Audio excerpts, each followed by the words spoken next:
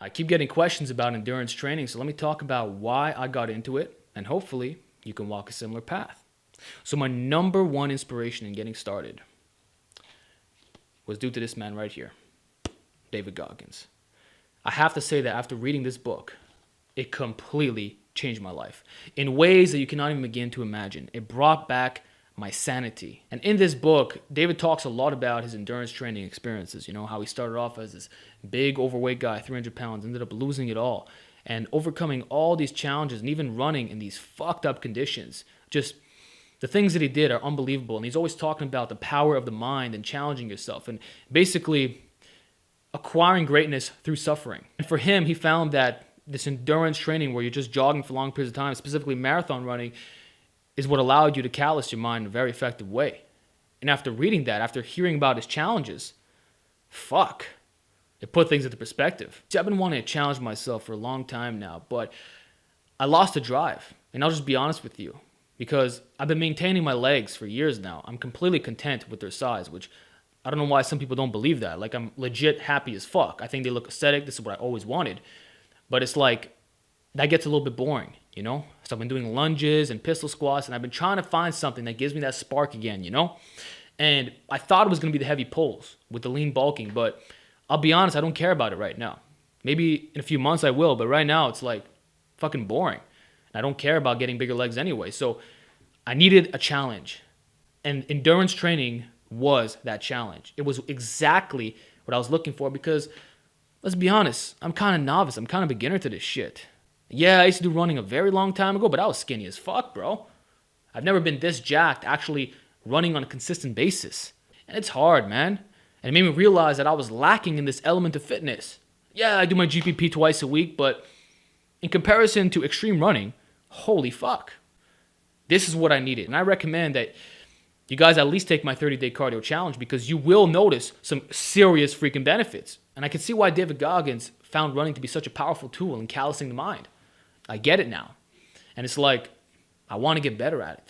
I don't want to just be this muscular guy who has strong legs or whatever, or just decently sized. I want to have it all. And one of the main benefits of the naturally enhanced system, or just concurrent periodization in general, is the fact that I could do it all.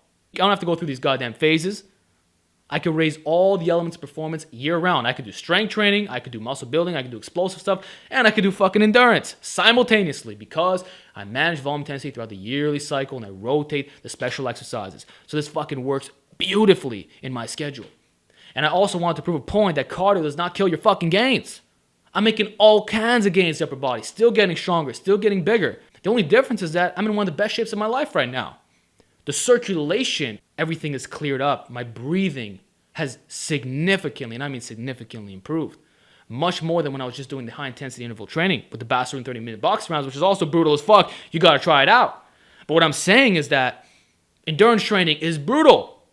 And it really does make a big difference in your health and your mental game. At the same time, I wanted to assess this from an objective standpoint, right? Emerging research is demonstrating over and over again that cardio is beneficial to our long-term health, okay? And I can link you a very good video by Jerry Brainham.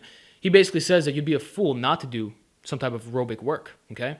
Now, it doesn't have to be anything crazy. It doesn't have to be marathon running, but daily cardio is a very good thing to do. Or just constantly moving your body. Weight training is not enough. And for someone like me who got really, really, really obsessed with health, okay, just like everything else I get obsessed with, I found that cardio was very important. And I figured, like, look, why not just challenge myself in the process? I can easily do brisk walking a few times a day, and I'll be okay. Or I could do my rebounding. Okay, I could do some jump rope. I can keep doing my GPP. That's great. But why not take it to an extreme level? Fuck it. Why not? It's going to be challenging, and it's going to benefit my long-term health. So fuck it. Let's do it. And I'll be honest, it's something I could see myself doing in 20 years. I could see myself doing this in my 40s easily. Whereas certain gym activities, I'll be honest, if I look long-term, I don't really see myself doing that. But I know that running is a very basic activity, and everybody should be able to do it if you ask me. So I could see myself doing that, provided that I don't get snapped up. So it's even more rewarding, especially when you look at guys like Scooby 1961. Who's more fit now than when he was 40. So almost 20 years later, he's more fucking fit. And that's a message that I really resonate with, okay? One thing that I always respected about Scooby, man, was his emphasis on cardio, especially since he has so much muscular development. Now, you may complain about his legs not being the biggest, but that's his fucking goal. A lot of you guys are worried so much about other men. Like, you really got to fucking fix that. You got some problems, bro. Hey man, if you want that fucking X taper, if you want tree trunk legs, good for you. But some people don't want that. Some people prefer the slimmer leg look. Some people want to maximize their V taper, all right? They want those old school aesthetics, bruh. And in the case of endurance training, that's a great way of not ending up with that tree trunk effect unless you have stupid good leg genetics. And I can tell you that in my case, endurance training alone actually maintains them. My glutes look good. My quads look good. Actually, my VMO has been looking more sculpted these days. And my calves have come up a little bit too. Pretty crazy. So everything I'm talking about goes perfectly with my aesthetic ideal, in addition to performance, in addition to health. We're covering all aspects here. We're getting fit as fuck, maximizing our longevity, getting the aesthetic legs in the process, and not losing any muscle. Like, we're proving so many things.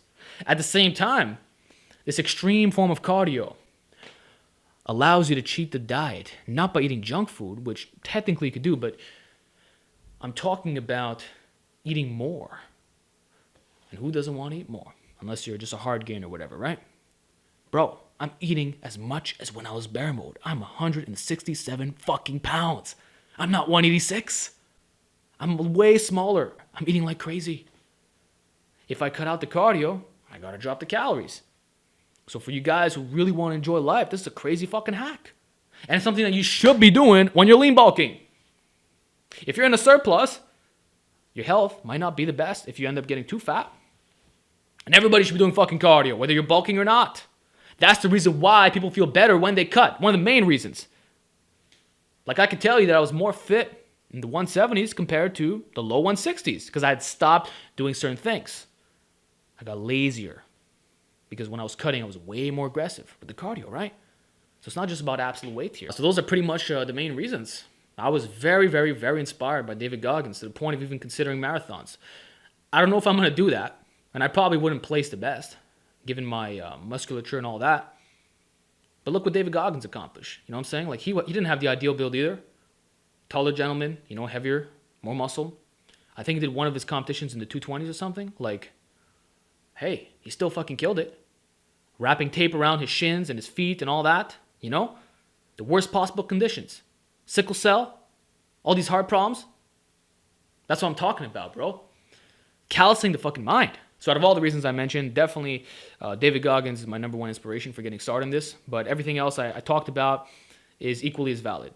So that's why I got into endurance training. I'm very new to it. I'm enjoying the process so far. I want to hit greater levels of performance, in terms of how fast I can do certain distances and all that, in terms of covering long distances, all that good stuff. And I'm enjoying the way I feel. I'm enjoying the way my body looks. Everything is in line with my objectives at this current moment in time. So hope you enjoyed this video. Let me know if you can relate to what I'm saying, and I'll talk to you all next time.